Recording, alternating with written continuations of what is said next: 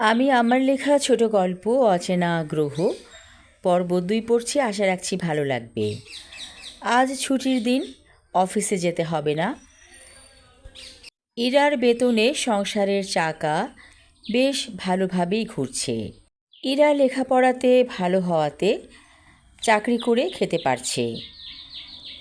আর অন্যান্য ভাই বোনগুলো খুব একটা ভালো কাজ করে না। কেউ গার্মেন্টসে চাকরি করে অথবা কেউ দিনমজুরি করে খায়।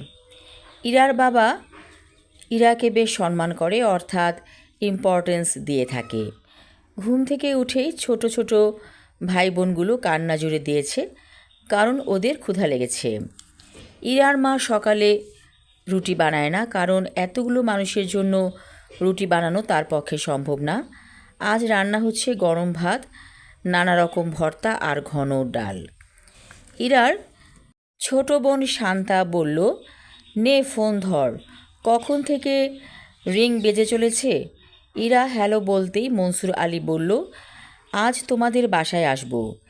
ইরা বলল, ঠিক আছে আসুন। বেশ অনেকক্ষণ পর চলে এলো মনসুর আলী। ইরাদের ড্রয়িং রুম বলতে তেমন কিছু নেই, ছোট একটি রুম আছে, সেখানে একটা বড় সোফা আছে। মনসুর আলীকে সেখানেই বসতে দেয়া হলো। সে অনেক খাবার নিয়ে এসেছে। এর মধ্যেই ছোট ছোট ভাই বোনগুলো খাওয়ার জন্য বায়না জুড়ে দিয়েছে।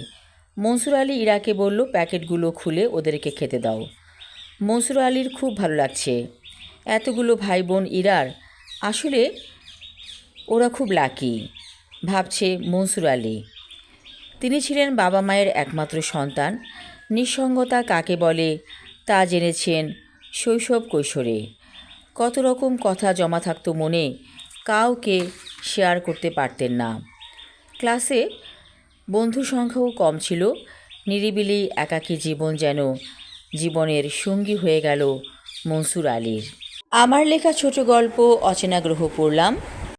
আশা রাখছি ভালো লাগবে। সবাই ভালো থাকুন, সুস্থ থাকুন। ধন্যবাদ।